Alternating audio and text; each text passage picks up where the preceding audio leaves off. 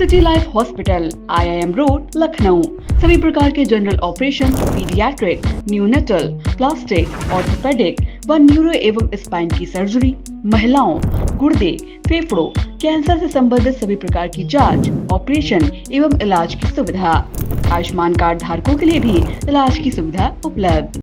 नमस्कार, आप देख रहे हैं आई इंडिया और मैं हूं डॉक्टर पंकज सिंह गौर। नमस्कार, मैं हूं प्रियांशु मिश्रा। तो आज हम लोग फिर से हाजिर हैं पंचायत चुनाव को लेकर अहम जानकारी देने के लिए। दरअसल उत्तर प्रदेश में पंचायत चुनाव को लेकर एक समान बिगुल बज चुका है।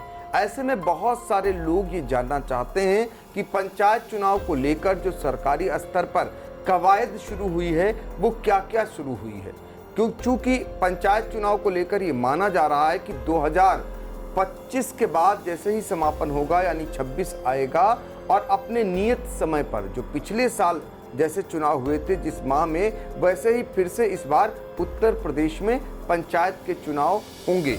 लेकिन उससे पहले क्या कुछ करने की कवायद प्रशासन के स्तर से शुरू कर दी गई है। जैसे कि हमने आपको पहले ही दिखाया था कि कैसे जिनमें वोट डाले जाते हैं यानी मत पत्र जिनमें डाले जाते हैं वो मत पेटियों को लेकर एक निविदा निकाली गई। उसके बाद खबर आती है कि पंचायत चुनाव को लेकर पहले परिसीमन होगा, उसके बाद आरक्षण की प्रक्रिया अपनाई जाएगी। इसी तरीके से अगर बात करें कि जो मतदाता सूची है उसको लेकर क्या कवायद चल रही है, तो इन सभी विषयों को लेकर हमारे सहयोगी जो है प्रियांशु मिश्रा आपको बताएंगे ताकि आप लोग पंचायत चुनाव से अपडेट रहें। आई इंडिया लगातार पहले की तरह आपको बिल्कुल ही विश्वसनीय तरीके से पंचायत चुनाव से जुड़ी हुई हर एक खबर पहुंचाएगा। तो पहले आप प्रधान पद को लेकर के जान जाइए क्या कुछ कवायद शुरू हुई है, यानी प्रधान के लिए जो चुनाव होंगे, यानी जो BDC के लिए चुनाव होंगे और साथ में जो पंच के चुनाव होते हैं उन सब प्रक्रियाओं को जान लीजिए।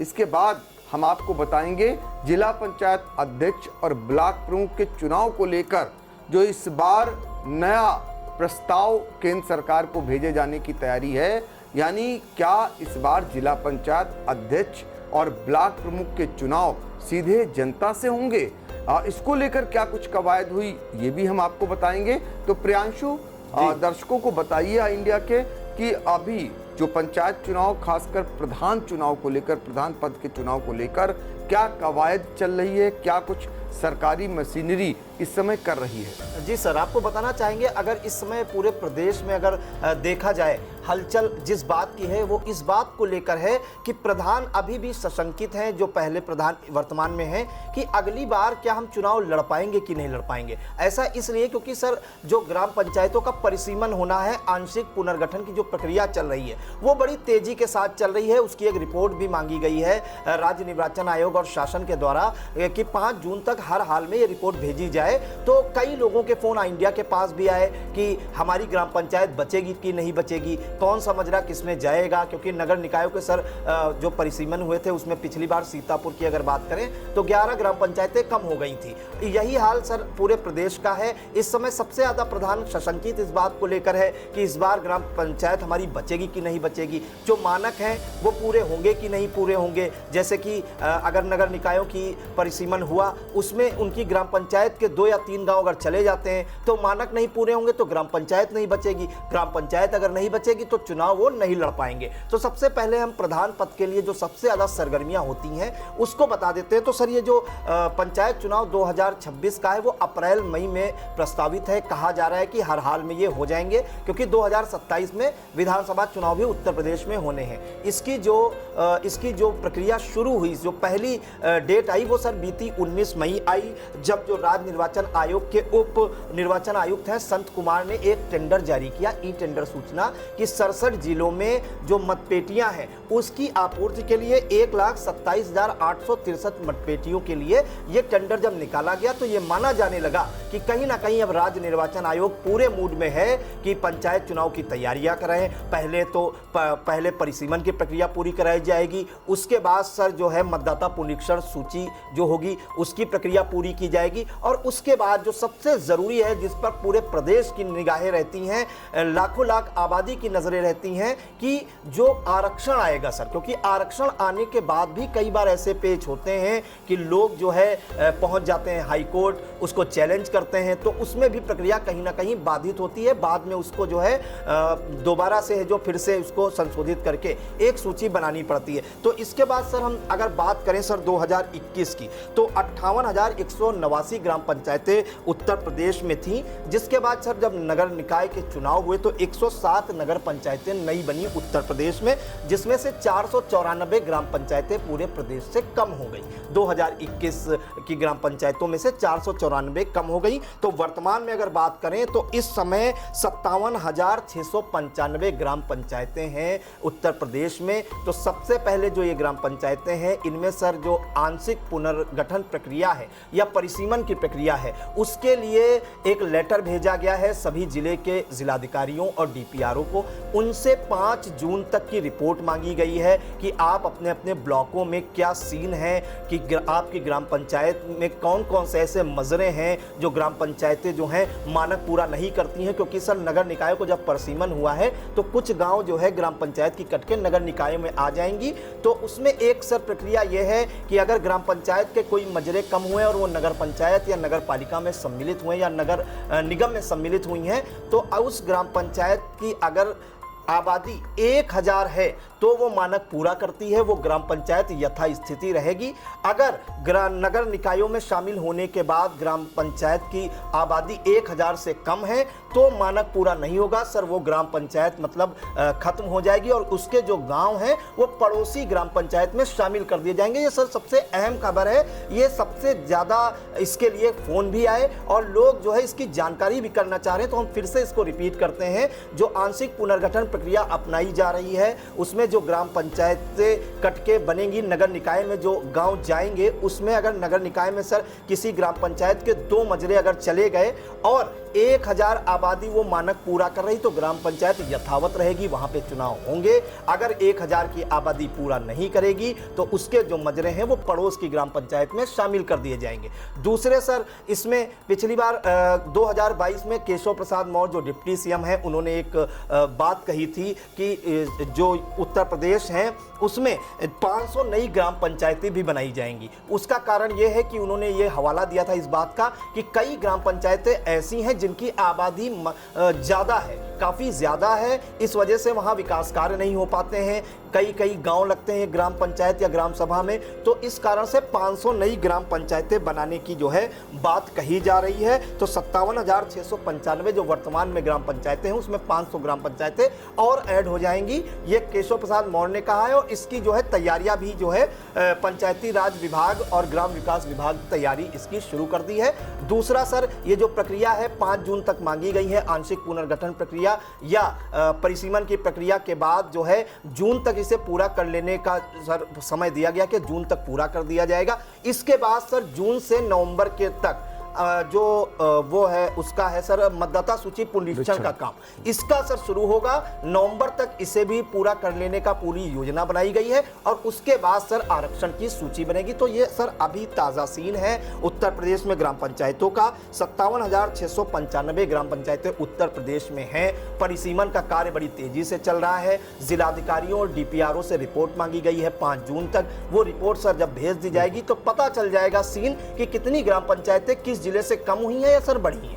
बिल्कुल, तो देखिए बहुत अच्छे सलीके से तरीके से प्रियांशु ने समझा दिया कि सबसे बड़ी बात जो बताई आपने वो ये बताई कि कुछ ग्राम पंचायतें कम होंगी, जो परिसीमन जिनका नगर निकाय में जिनका हो रहा है, जो सम्मिलित हो रही हैं वो कम हो जाएंगी। तो आरक्षण से पहले बहुत सारे प्रधानों में इस बात का कौतूहल है और बहुत सारे प्रधानों में चिंताएं दौड़ गई हैं कि उनकी ग्राम पंचायत बचेगी या नहीं बचेगी। तो एक तरफ ग्राम पंचायत का मानक अगर 1000 से कम रहता है मतदाताओं का तो वो ग्राम पंचायत खत्म हो जाएगी, उसको दूसरे से जोड़ दिया जाएगा। दूसरी तरफ जो बड़ी ग्राम पंचायतें हैं जिनके ज़्यादा मजरे हैं, ज़्यादा आबादी है, ज़्यादा मतदाता हैं, तो वहाँ पर भी ग्राम पंचायतों को बांटा जाएगा, कम किया जाएगा। यानी ग्राम पंचायतों की संख्या इस बार इस पंचायत चुनाव में बढ़ने वाली है।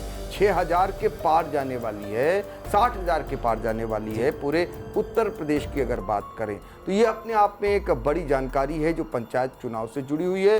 और बरसात के सीजन में जो मतदाता पुनरीक्षण का कार्य है वो पूरा कर लिया जाएगा, यानी इस साल ये जितनी कवायद है ये पूरी कर ली जाएगी। साल के बीतते बीतते आरक्षण पर फिर बात आ जाएगी, फिर आरक्षण की प्रक्रिया को अपनाया जाना शुरू कर दिया जाएगा। पिछली बार सबने देखा कि आरक्षण को लेकर कितनी हायतोबा मची, पहले का आरक्षण आखिरकार पलटना पड़ा, सुप्रीम कोर्ट तक मामला पहुंचा और पहले जो आरक्षण बनाया गया उसे पलटा गया और फिर से आरक्षण जो लागू किया गया उससे बहुत सारे लोगों के अरमानों पर पानी फिर गया था और बहुत सारे ऐसे लोग जो प्रधान पद पर लड़ने से वंचित हो गए थे पुनः वो लड़ सके थे।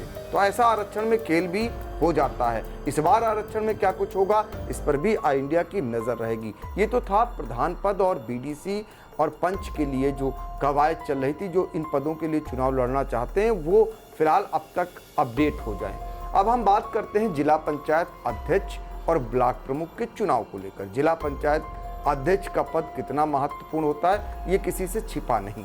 आज भी सबसे ज़्यादा बजट अगर कहीं आता है तो जिला पंचायत विभाग में ही आता है और अच्छा खासा बजट, अच्छा खासा विकास कार्यों पर खर्च करने के लिए अध्यक्ष के पास अधिकार रहता है।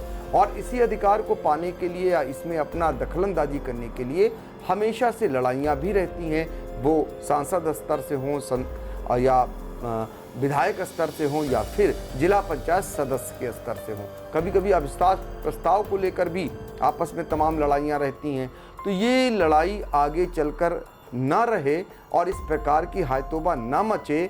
और फिलहाल जिला पंचायत अध्यक्ष को लेकर ये कहा जाता है कि ज़्यादातर अध्यक्ष वही बनता है जो सत्ता से जुड़ा हुआ होता है या फिर बाहुबली होता है, प्रभाव वाला होता है, धनबल वाला होता है, वही अध्यक्ष चुना जाता है।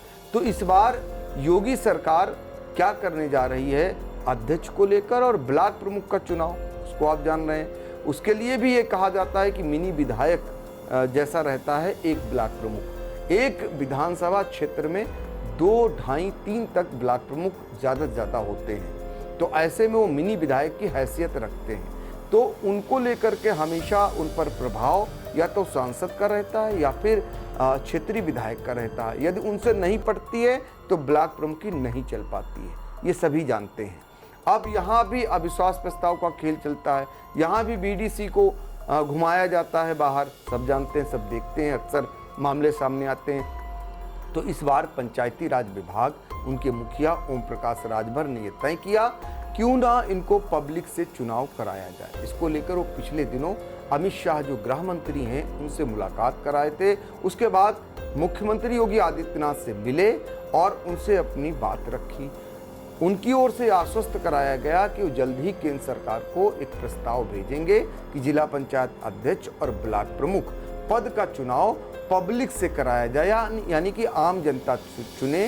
जो ये आरोप प्रत्यारोप लगते हैं कि सदस्यों का जो हित नहीं साधा उनका, और या फिर तमाम आरोप लगते हैं कि सांसद और विधायक जो है चलने नहीं देते हैं, इन सब से बचने के लिए एक नया ये रास्ता निकाला गया और इस रास्ते के जरिए अब जिला पंचायत अध्यक्ष और ब्लॉक प्रमुख सीधे जनता से चुने जाएंगे। तो इसका फीडबैक भी आपके पास आया होगा जब ये खबर आई।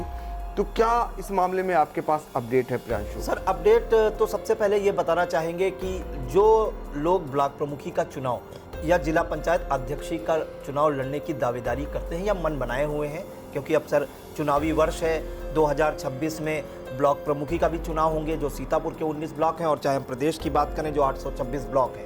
तो और इसके बाद सर 75 जिला पंचायत अध्यक्ष चुने जाते हैं पूरे प्रदेश में। तो सबसे बड़ी उनके लिए सर राहत की बात तो ये है कि ये जो प्रस्ताव जो कवायद चल रही है ओम प्रकाश राजभर की, उन्होंने अमित शाह से भी मुलाकात की थी इस बात को लेके, और सीएम योगी आदित्यनाथ से भी उन्होंने मुलाकात की थी, और उसमें उन्होंने ये बात कही थी कि जो ब्लॉक प्रमुख के चुनाव हैं और जिला पंचायत अध्यक्ष के चुनाव हैं, अगर वो बीडीसी को वोट दे, बीडीसी जो वोट देते हैं वो ना दें, या जिला पंचायत सदस्य अध्यक्ष, जिला पंचायत अध्यक्ष को वोट देते हैं उसको ना करा के सीधे जनता से कराया जाए। तो पहली बात तो सर विकास कार्य में कोई रोड़ा नहीं बनेगा।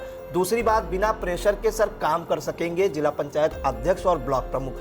तीसरा सर सबसे बड़ी बात यह है, जो अविश्वास प्रस्ताव का झमेला है सर वो खत्म हो जाएगा, क्योंकि ब्लॉक प्रमुख को पता नहीं होता है सर कि हमारी सीट कब चली जाए, कब बीडीसी लामबंद हो जाए, अविश्वास प्रस्ताव ले आए। क्योंकि मुख्यतः देखा जाता है सर, जिसकी भी सरकार रही है वो पूरे प्रभाव से प्रशासन के जोर पे या पुलिस के जोर पे या अपने प्रभाव के जोर के जोर जबरदस्ती करके कहीं ना कहीं अविश्वास प्रस्ताव लाया गया। सीतापुर में भी सर ऐसे कई मामले देखे गए, जिला पंचायत अध्यक्ष के भी देखे गए और ब्लॉक प्रमुख के भी देखे गए। सर एक बात इसमें और आता है, मगर भारतीय जनता पार्टी की सरकार है और अगर ब्लॉक प्रमुख समाजवादी पार्टी के चुन लिए गए तो कहीं ना कहीं सर वहां पे कोई पावर उनके सीज करा दिए जाते हैं ब्लॉक प्रमुख के। तो सीधा सीधा सर अगर देखा जाए तो पब्लिक का सबसे ज्यादा नुकसान होता है। ब्लॉक प्रमुख, अगर हम ब्लॉक पहला और महमूदाबाद की सर सीतापुर की बात करें तो यही दृश्य देखने को मिला सर। 3-3.5 साल हो गए, वहां पे कोई विकास कार्य नहीं हो पाए। कुछ दिन पहले एक टेंडर शायद सर निकला है, उसके टेंडर पड़े हैं।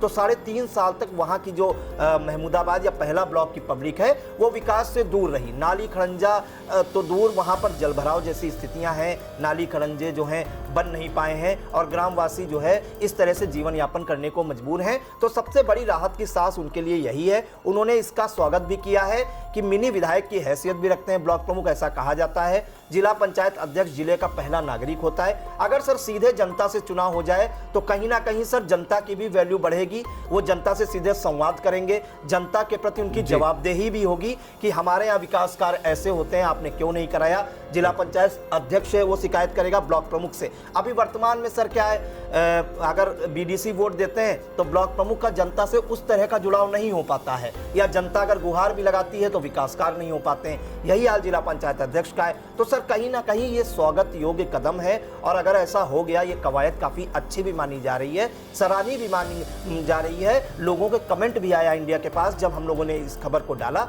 तो उन्होंने इस खबर का स्वागत किया है। दूसरी बात सर, इस बार अगर हम बात करें वर्तमान में उत्तर प्रदेश की तो 826 ब्लॉक हैं इस समय और 75 जिले हैं।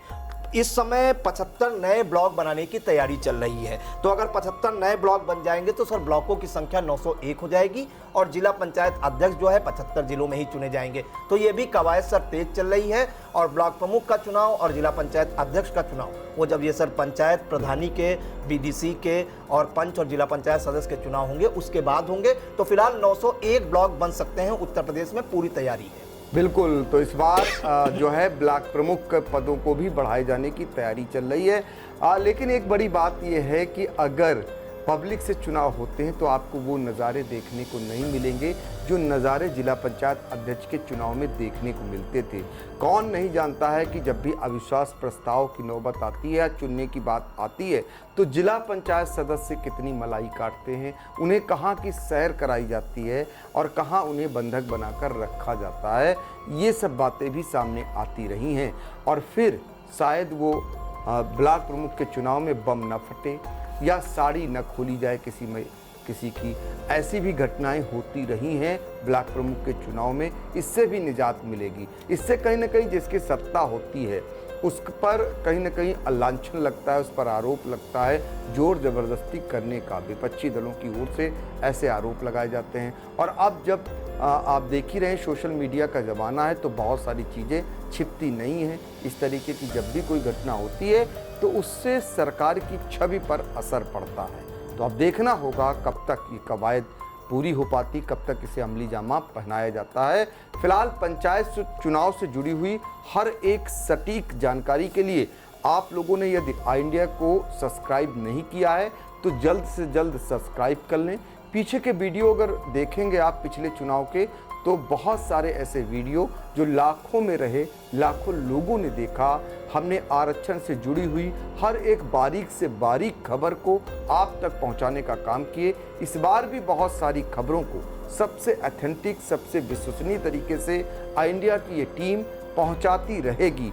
तो फिलहाल हम लोगों को दीजिए इजाज़त और हाँ, चलते चलते आप अपना कमेंट ज़रूर इस खबर पर दीजिएगा और क्या जानना चाहते हैं वो भी बता सकते हैं। आगे के वीडियो में हम कोशिश करेंगे उसे जोड़ने की और जानकारी देने की। हम लोगों को फिलहाल दीजिए इजाज़त। नमस्कार। Mayor, Sitapur.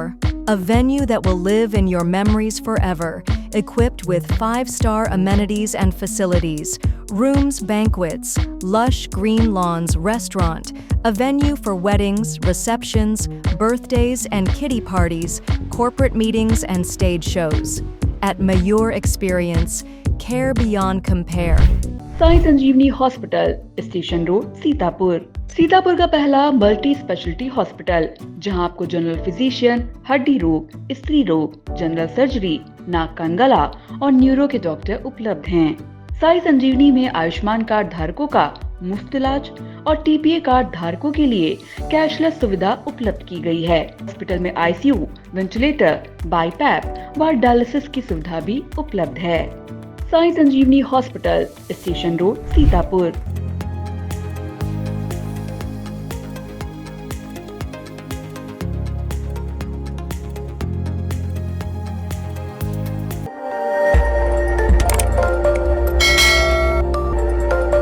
खबर आपकी, नजर हमारी। देखते रहिए आई इंडिया।